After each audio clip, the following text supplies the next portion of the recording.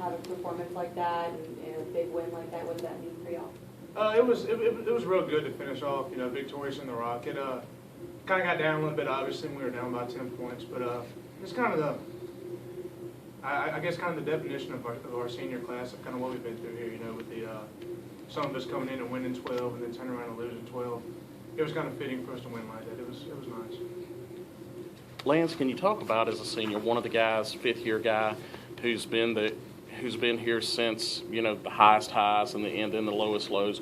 What's it mean to you to be part of the group that's leading Southern Miss back? I mean, obviously it's great. There's been a lot of hard work put into it, and I don't want to discredit the people that came before us and put in the hard work too.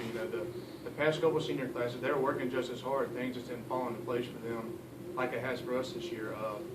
It's really nice. I came in and won a championship my freshman year, and some people might not remember this name, but Creighton Elms, the old snapper, texted me Saturday before the game and said, "Hey, you came in with a championship. It's time to leave with a championship." So it's fun to communicate with guys like that, and this has been nice to bring the program back to where it was when I got here.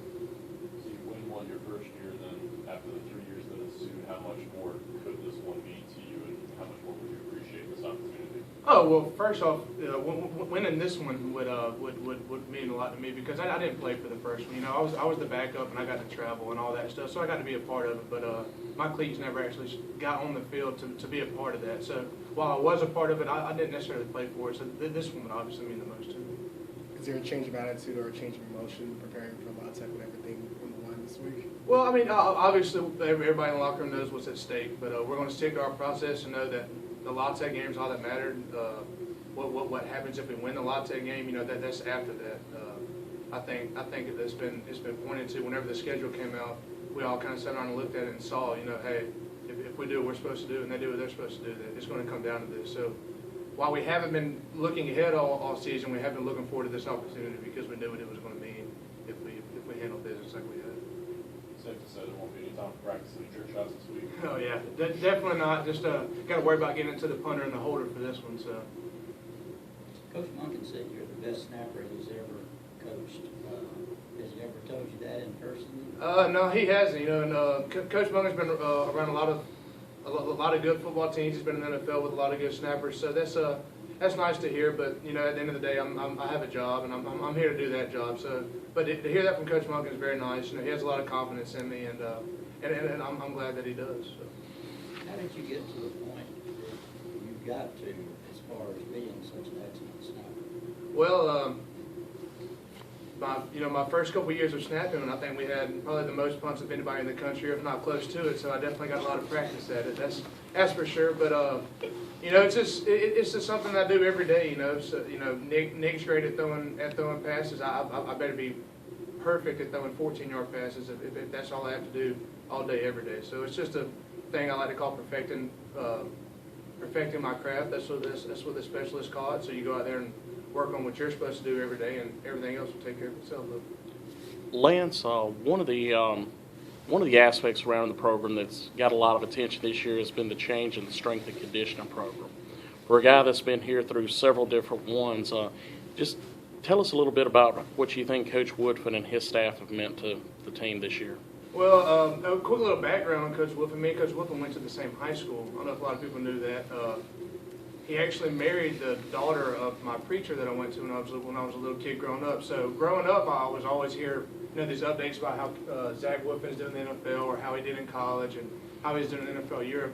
And that going to say, so I've known Coach Woodford or known of him for a while. And when he got here, it was a total turnaround of the way we thought about things. The way we thought about getting up and coming to workouts in the morning.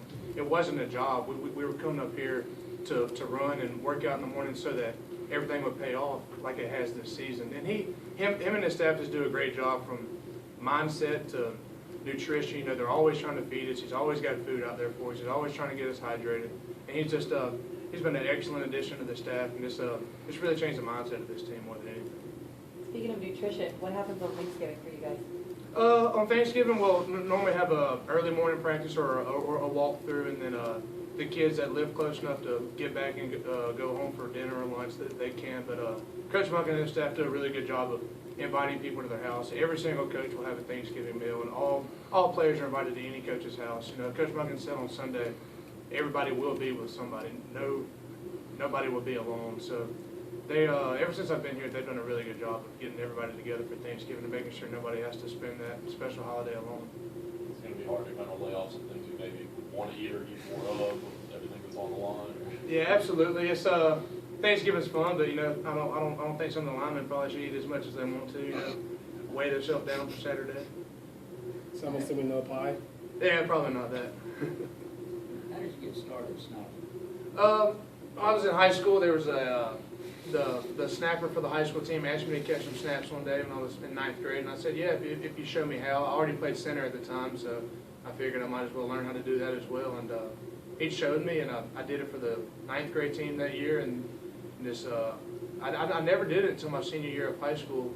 That the same guy that showed me was a year older than me, and so he did it his entire time, and I just played center. And we needed one my senior year, and I was the backup the other time, so I just kind of filled that role. And when I realized I wasn't going to be big enough to play college offensive line, I started pursuing the route of a long snap. Did you walk on? No, sir. Coach Fedor and his staff offered me a gray shirt here out of high school, and so that means I was going to come in January.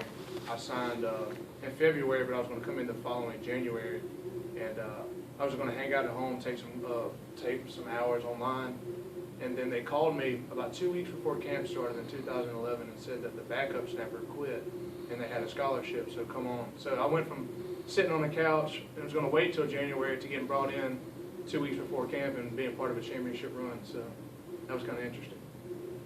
You're kind of known for some of these triple shots, I guess we can call them. Yes, sir. Are they all true, and what's your favorite one that you've done? Yes, sir. They're all true. Some definitely have taken more time to film than others, and longer to film than others. My favorite one's probably the one of hitting 3 bottles off Casey in the locker room. I like that one just because it shows a lot of trust with Casey and I. And he doesn't really care that I might hit him in the face. Tell me about. I don't know what. Oh, okay. He's sitting in the locker room. He's holding 2 bottles on his hand and then one on top of his head, and I knock them all off. And he doesn't flinch one time, so it's kind of impressive on his part of not moving and trusting me to do that.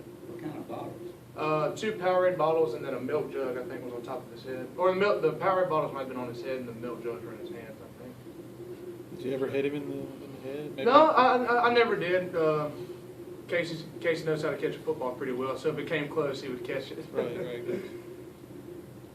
Specialists are people too. Yeah, absolutely. That's the key word of it, specialists for people too. Key words of it. I always heard specialists were a little strange. Yeah, well, definitely we are. I mean, I don't think every day you see people filming videos of knocking stuff off people's head or just going to spend an hour trying to hit a basketball goal from the top of the stadium. So yes, we are a little strange. Anything else?